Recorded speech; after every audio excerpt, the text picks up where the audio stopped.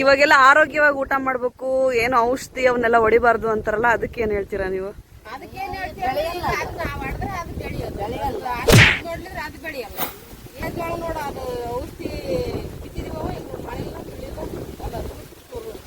ಮಳೆ ನಾಳೆ ನಾಡಿದ್ ಬರ್ತೈತಿ ಅನ್ಸುತ್ತೆ. ಜೋಳ ಎಲ್ಲ ಒಂದು 17 ದಿವಸ ಮೆಕ್ಕೆಜೋಳ ಹೊಲನೇ ಮಾಡಿಸಿದ್ವಿ ಮಳೆ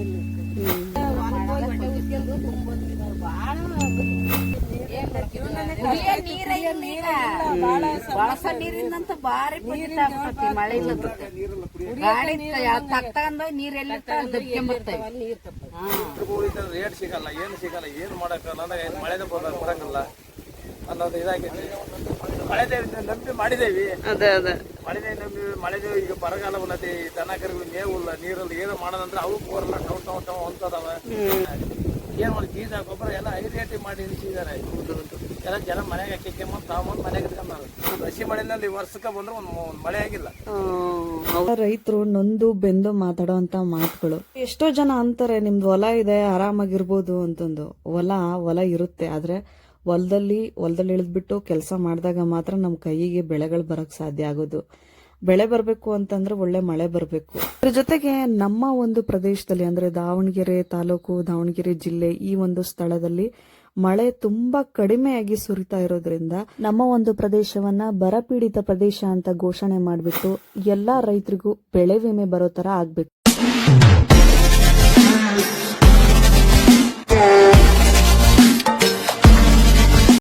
ಎಲ್ಲ ನನ್ನ ಸ್ನೇಹಿತರಿಗೂ ನಮಸ್ಕಾರ. ಎಲ್ಲರೂ ಹೇಗಿದ್ದೀರಾ? ಎಲ್ಲರೂ ಚೆನ್ನಾಗಿದ್ದೀರಾ ಅಂತ ಭಾವಿಸ್ತಾ. ಸ್ನೇಹಿತರೆ, ಸಾವಯವ ಕೃಷಿ ಅಂತ ಬಂದ್ರೆ ಫಸ್ಟ್ ನಮ್ಮ ರೈತರು ಇಷ್ಟ ದಿನನೂ ರಸಗೊಬ್ಬರಗಳು ಮತ್ತೆ ಕೆಮಿಕಲ್ ಹಾರ್ಬಿಸೈಡ್ಸ್ ಅವನ್ನೆಲ್ಲ ಹೊಡೆದು ಭೂಮಿನ ಅಡ್ಜಸ್ಟ್ ಮಾಡಿರೋದ್ರಿಂದ ಅವರು ಇವಾಗ ನಾರ್ಮಲ್ ಆಗಿ ಸಾವಯವ ಕೃಷಿ ಮಾಡಿ ಅಂದ್ರೆ ಅವ್ರು ಹೇಳೋ ಮಾತು ಹೇಗಿದೆ ಗೊತ್ತಾ?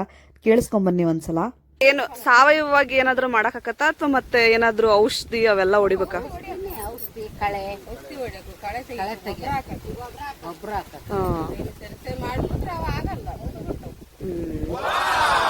ಮತ್ ಇವಾಗೆಲ್ಲ ಆರೋಗ್ಯವಾಗಿ ಊಟ ಮಾಡ್ಬೇಕು, ಏನು ಔಷಧಿ ಅವನ್ನೆಲ್ಲ ಹೊಡಿಬಾರ್ದು ಅಂತಾರಲ್ಲ, ಅದಕ್ಕೆ ಏನ್ ಹೇಳ್ತೀರಾ ನೀವು?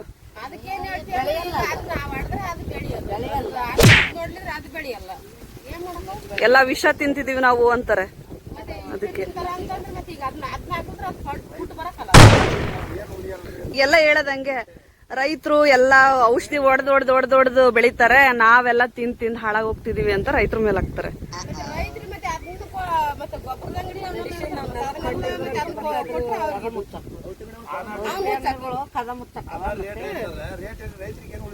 ನಮಗೆ ಉಳಿಯೋದು ಅವರೆಲ್ಲಪ್ಪ ಅಂಗಡಿ ಮಾಡಿರೋದು ಆಮೇಲೆ ತಿಪ್ಪೆ ಗೊಬ್ಬರ ಹಾಕಿ ಬೆಳ್ಕಂತಾರ ಅವ್ರು. ಮೆಕ್ಕೆಜೋಳ ನೋಡ, ಅದು ಔಷಧಿ ಬಿತ್ತಿದೀವ, ಮಳೆ ನಾಳೆ ನಾಡಿದ್ ಬರ್ತೈತಿ ಅನ್ಸುತ್ತೆ. ಇದು ರೈತ ಮಹಿಳೆಯರ ಮಾತಾಗಿತ್ತು. ಇವಾಗ ಬೇರೆ ಮಳೆ ಸರಿಯಾಗಿ ಬರ್ತಿಲ್ಲ. ರೈತರೆಲ್ಲರೂ ಕೂಡ ಸಾಲ ಮಾಡ್ಬಿಟ್ಟು ಬೀಜ, ಗೊಬ್ಬರ, ಔಷಧ ಎಲ್ಲ ತಂದಿಟ್ಕೊಂಡು ಹೊಲನ ಬಿತ್ತಿದರೆ ಕೂಡ ಇವಾಗ ಹುಟ್ಟಿದಂತ ಮೆಕ್ಕೆಜೋಳ ಸಾಯ್ತಾ ಇದಾವೆ. ಈ ಬರಗಾಲ ಪೀಡಿತ ಪ್ರದೇಶ ಅಂತ ಘೋಷಣೆ ಆಗ್ಬೇಕಾ ಇದು? ಬೆಳೆನೇ ಇಲ್ಲ. ಬಿತ್ತಿದೇವಿ ಜೋಳ ಎಲ್ಲ ಒಂದು 17 ದಿವಸ ಮೆಕ್ಕೆಜೋಳ ಹೊಲನೇ ಮಾಡಿಸಿದ್ವಿ ಮಳೆ. ಹಾಗಾದ್ರೆ ಇದು ಬರಗಾಲ ಪೀಡಿತ ಪ್ರದೇಶ ಅಂತ ಘೋಷಣೆ ಆಗ್ಬೇಕು.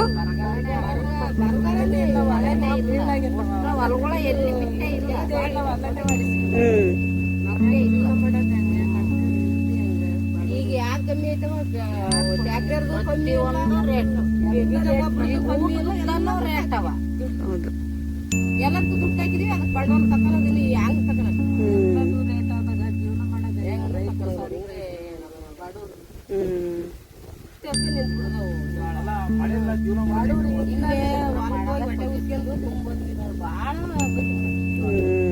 ನಾವು ನೋಡ್ಕೊಂಡ್ ಬಂದ್ನಲ್ಲ, ಅಲ್ಲೇ ಒಣಗೈತಲ್ಲ. ಆಧಾರ ಇಟ್ಬಿಟ್ಟೈತಿ ನಮ್ಗೂ ಪಾಪ. 17 ದಿವಸ ನೀರಿಲ್ದಾರ ಬೆತ್ತಲದಾರ ಏನ್ ಮಾಡಕ್ ರೈತರು ಹೊಡಿತಿಲ್ಲ. ನೀರು ಅದು ನೀರಿದ್ದಾರದು ಅದೇ ಗೋಳೆ. ಅವರಿಗಾಗ್ಲಿ ಮಳೆ ಬರ್ಲಿಕ್ಕೆ ಏನಿಲ್ಲ. ಹೌದು. ಬೋರ್ ಹಾಕ್ಸಿದವ್ರಿಗಾಗ್ಲಿ ಮಳೆ ಬಂದ್ರೆ ಇವ್ರಾಗಿ ಬೋರ್ ಹೊಡಿತು, ನಮ್ಗೆ ಕೂಲ್ ಸಿಗ್ತೈತಿ. ದನ ಕರ ಹಿರಿಯರ್ ಒಜ್ಜಿಗೆ ನೀರಿಂದ ಅಭಾವ ಅನ್ನಿಸ್ತೈತಿ. ಕುಡಿಯೋ ನೀರೇ ಇಲ್ಲ. ಬಳಸ ನೀರಿಂದಂತ ಬಾರಿ ಪುಟ್ಟಿ ಮಳೆ ಗಾಡಿ ತಕ್ಕಂದ ನೀರೆಲ್ಲ ದಬ್ಕೊಂಬರ್ತೇವೆ. ನೀರೇ ಇಲ್ಲ. 4 ತಿಂಗಳಿಗೆ 4-5 ತಿಂಗಳು ನೀರೇ ಇಲ್ಲ ನೋಡ್ ನಮ್ಮೂರಾಗ. ನೀರಿಂದ ಪಜಿತ್ತ ಕುಡಿಯೋ ನೀರು 1 ಕಿಲೋಮೀಟರ್ 2 ಕಿಲೋಮೀಟರ್ ಹೋಗ್ಬೇಕು. ಇಲ್ದಾರ ಗಾಡಿ ದಬ್ಕೊಂಡ್ ಹೋಗಕ್ಕೂ 10-15 ಕೊಡ ಇಟ್ಕೊಳಕ್ಕೂ ದಬ್ಕೊಂಬರೋದು ಅಂತ. ರೇಟ್ ಸಿಗಲ್ಲ, ಏನು ಸಿಗಲ್ಲ, ಏನು ಮಾಡಕ್ಕ ನನಗೆ ಮಳೆದೇ ಬರಂಗಿಲ್ಲ ಅನ್ನೋದು ಇದಾಗೈತಿ. ಮಳೆದೇ ನಂಬಿ ಮಾಡಿದೇವಿ, ಅದೇ ಅದೇ ಮಳೆದೇ ನಂಬಿ ಮಳೆದೇ. ಈಗ ಬರಗಾಲ ಬಂದೈತಿ, ದನ ಕರುಗಳು ಮೇವಿಲ್ಲ, ನೀರಿಲ್ಲ, ಏನು ಮಾಡೋದಂದ್ರೆ ಅವು ಬೋರ್ಲ್ಲ ಟವ್ ಹೊಂತದವ. ಏನ್ ಹೊಲಕ್ಕ ಎಲ್ಲರೂ ಜನ ಮಾಡ್ತಾರ ಅನ್ನೋದಕ್ಕೋಸ್ಕರ ಕಡೆಗೆ ಎಲ್ಲಾರು ಮಾಡ್ತಾ ಇದಾವ್ರಿ. ರೈತರಿಗೆ ಏನು ಬೆಳಕ ಅನ್ನೋದ್ಮೇಲೆ ರೇಟ್ ಸಿಗಲ್ಲ. ಸರ್ಕಾರ ಏನ್ ಮಾಡಿ ಬೀಜ ಗೊಬ್ಬರ ಎಲ್ಲ ಹೈ ರೇಟ್ ಮಾಡಿ ನಿಲ್ಸಿದ್ದಾರೆ. ಎಲ್ಲ ಜನ ಮನೆಗೆ ಅಕ್ಕಿಕೊಂಬಂದು ತಾವಂದು ಮನೆಗೆ ಇಟ್ಕೊಂಡಾರ. ಮಳೆ ಬರಂಗಿಲ್ಲ, ಹಾಕಂಗಿಲ್ಲ. ಬಿತ್ತಂಗಲ್ಲ ಹೊಲಗಳೆಲ್ಲ ಹಿಂಗಂದ್ರೆ ಏನು ಮಾತಾಡ್ಸಿದ್ರು ಒಬ್ರು ಜನ ಕೂತಿ ನೋಡಿ ರೇಟಪ್ಪ ಏನ್ ಬರ್ತೀಯಪ್ಪ ಅಂತ. ಬೆಳೆಯಾಗಿ ಏನ್ ಮಾಡಕಮ್ಮ, ಏನ್ ಮಾಡೋದು ಏನೋ ನೋಡೋಣ ತಡ್ರಿ, ಮಳೆ ಬರ್ಬೋದು. ಏನ್ ಬರ್ತೈತೆ ಬರ್ತದ ಅಂದ್ ಈಗ ಬರೀ ಒಂದ್ ಹಸಿ ಮಳೆನಲ್ಲಿ ವರ್ಷಕ್ಕೆ ಬಂದ್ರೆ ಒಂದ್ ಮಳೆ ಆಗಿಲ್ಲ. ಹೌದು, ಕರೆಕ್ಟ್. ನೋಡೋಣ, ಇವತ್ತು ವಾತಾವರಣ ಒಂಥರ ಡಿಫ್ರೆಂಟ್ ಆಗೈತೆ, ಬರ್ಬೋದು ಅನ್ಸುತ್ತೆ. ಏನಣ್ಣ ಏನಾಯ್ತಾ ದೇವರಸಿದ ಮಳೆ ನಿಮ್ಗೆಂದು. ಅದೇ ಅದೇ ಇದೆಲ್ಲ ರೈತರು ನೊಂದು ಬೆಂದು ಮಾತಾಡೋಂತ ಮಾತುಗಳು. ಎಷ್ಟೋ ಜನ ಅಂತಾರೆ ನಿಮ್ದು ಹೊಲ ಇದೆ ಆರಾಮಾಗಿರ್ಬೋದು ಅಂತಂದು. ಹೊಲ ಇರುತ್ತೆ, ಆದ್ರೆ ಹೊಲದಲ್ಲಿ ಇಳಿದ್ಬಿಟ್ಟು ಕೆಲಸ ಮಾಡಿದಾಗ ಮಾತ್ರ ನಮ್ಮ ಕೈಗೆ ಬೆಳೆಗಳು ಬರಕ್ ಸಾಧ್ಯ ಆಗೋದು. ಬೆಳೆ ಬರಬೇಕು ಅಂತಂದ್ರೆ ಒಳ್ಳೆ ಮಳೆ ಬರಬೇಕು. ಮಳೆ ಬಂತು ಅಂತ ಖುಷಿ ಪಡ್ತಾ ಇರ್ಬೇಕಾದ್ರೆ ಮಳೆ ಹೆಂಗ್ ಬರುತ್ತೆ ಅಂದ್ರೆ ಬರೀ ಜುಬ್ರು. ಈ ವರ್ಷಕ್ಕೆ ಒಂದು ಒಳ್ಳೆ ಮಳೆ ಆಗಿಲ್ಲ ನಮ್ಮ ಒಂದು ಪ್ರದೇಶದಲ್ಲಿ. ಹೆಂಗ್ ಹಿಡ್ಕೊಳುತ್ತೆ ಅಂದ್ರೆ ಬರೀ ಜಿಬ್ರು ಬರುತ್ತೆ, ಫುಲ್ ಓಲ್ಡೇ ಜಿಬ್ರೆ ಬರ್ತಾ ಇರುತ್ತೆ. ಹಂಗ್ ಜಿಬ್ರು ಬಂದ್ರೆ ಹೆಂಗಾಗುತ್ತೆ ಅಂದ್ರೆ ಮರದ ಕೆಳಗಡೆ ನಿಂತಿರಲ್ಲ, ಆ ತರ ಮಳೆ ಬಂದಿರುತ್ತೆ. ಅಂತ ಪರಿಸ್ಥಿತಿ ಸದ್ಯದಲ್ಲಿ ಇದೆ. ಮಳೆ ನಮ್ಗೆ ಯಾವ್ದಕ್ ಲಾಭ ಆಯ್ತು ಅಂದ್ರೆ, ನಮ್ಮ ತಂದೆಯವರು ಏನು ಟೊಮೊಟೊ ಹಚ್ಚಿದಾರೆ, ಉಳಿ ನೀರು ಅಂತ ಬಿಡ್ತಾರೆ, ಅದು ಬಿಡೋಕ್ ತಪ್ತು ಅಷ್ಟೇ. ಆ ಜಿಬ್ರು ಈ ಟೊಮೊಟೊ ಗಿಡಗಳು ಏನ್ ಸಣ್ಣವಿದಾವಲ್ಲ, ಇದಕ್ಕೆ ಹೆಲ್ಪ್ ಐತೆ ಹೊರತು ದೊಡ್ಡ ದೊಡ್ಡ ಬೆಳೆಗಳಿಗೆ ಮತ್ತೆ ಏನು ಬೋರ್ವೆಲ್ ಇಂಪ್ರೂವ್ ಆಕೆ ಈ ಮಳೆ ಹೆಲ್ಪ್ ಆಗಿಲ್ಲ. ಮಳೆ ಬರಬೇಕು ಅಂದ್ರೆ ಚೆನ್ನಾಗಿ ಬಾರಿಸ್ಬೇಕು, ಹಳ್ಳ ಕಟ್ಟೆ ಕೆರೆ ಕಟ್ಟೆಗಳು ಎಲ್ಲ ತುಂಬಬೇಕು, ಅವಾಗ ಬೋರ್ವೆಲ್ಲಲ್ಲೂ ಕೂಡ ನೀರು ಇಂಪ್ರೂವ್ ಆಗುತ್ತೆ. ಹಂಗಾಗಿ ಹಳೆ ತೋಟಗಳೆಲ್ಲ ಚೆನ್ನಾಗಿ ಆಗ್ತವೆ, ಗಿಡಗಳಿಗೆ ಸಮೃದ್ಧವಾಗಿ ನೀರು ಸಿಗುತ್ತೆ. ಈ ತರ ಬೆಳಗ್ಗೆಯಿಂದ ಸಂಜೆ ತನಕ ಮಳೆ ಹಿಡ್ಕೊಂಡಿದ್ರೆ ಎಲ್ಲರಿಗೂ ಪ್ರಾಬ್ಲಮ್. ದನ ಕರಗಳಿರೋರಿಗೆ, ಕಟ್ಟಿಗೆ ತಗೊಂಡೋಗೋರ್ಗೆ, ಮತ್ತೆ ಪ್ರಾಣಿ ಪಕ್ಷಿಗಳಿಗೆ ಆಹಾರ ಹುಡ್ಕೋದಕ್ಕೆ ಎಲ್ಲದಕ್ಕೂ ಕೂಡ ಪ್ರಾಬ್ಲಮ್ ಆಗುತ್ತೆ. ಹೋಗ್ಲಿ ಬಿಡು, ಹೆಂಗಾದ್ರೂ ಬರ್ಲಿ, ಹೆಂಗಾದ್ರೂ ಬಂದು ಸ್ವಲ್ಪ ಹಸಿ ಆಗ್ಲಿ ಅಂತ ಖುಷಿ ಪಡ್ತಾ ಇರ್ಬೇಕಾದ್ರೆ ನೆಕ್ಸ್ಟ್ ಡೇ ಅದೇ ಇರಲ್ಲ, ಪೂರ್ತಿ ಒಣ ಫುಲ್ ಬಿಸಿಲು ಹೊಡಿತಿರ್ತೈತಿ, ಬೇಸಿಗೆ ತರ ಆಗ್ತಿರ್ತೈತಿ. ಇಷ್ಟೆಲ್ಲ ಆದ್ರೂ ಕೂಡ ನಾನು ಸಾವಯವ ಕೃಷಿ ಬಗ್ಗೆ ನಮ್ಮ ರೈತರ ಹತ್ರ ಮಾತಾಡಿದ್ರೆ ನನಗೆ ಬೈದ್ಬಿಟ್ಟು ಕಳಿಸ್ತಾರೆ. ಅದೆಲ್ಲ ಆಗಲ್ಲ, ಔಷಧಿ ಹೊಡಿಲೇಬೇಕು, ಗೊಬ್ಬರ ಹಾಕ್ಲೇಬೇಕು, ಹಂಗಿದ್ರೆ ಮಾತ್ರನೇ ಎಲ್ಲ ರೈತರು ಉಳಿಯಕ್ ಸಾಧ್ಯ. ಮತ್ತೆ ಅದು ಯೋಚನೆ ಮಾಡಲ್ಲ ಅವರು, ಏನೋ ರಸಗೊಬ್ಬರದ ಕಂಪ್ನಿಯವರು, ಔಷಧಿ ಕಂಪ್ನಿಯವರು ಉದ್ಧಾರ ಆಗೋದು ಹೇಗೆ, ಅವರು ಇಲ್ಲಾಂದ್ರೆ ಅದನ್ನ ಮುಚ್ಚಿಬಿಡ್ಲಿ, ನಾವು ಬೇಕಾದ್ರೆ ತಿಪ್ಪೆ ಗೊಬ್ಬರ ಹಾಕೊಂಡು ಬೆಳ್ಕತ್ತೀವಿ ಅಂತ ಹೇಳ್ತಾರೆ. ಹಾಗಂತ ಯಾರು ರೈತರು ಸಾವಯವ ಕೃಷಿ ಮಾಡಿ ಗೆದ್ದಿಲ್ವಾ ಅಂತ ಕೇಳ್ಬಹುದು. ಖಂಡಿತವಾಗ್ಲೂ ಗೆದ್ದಿದ್ದಾರೆ.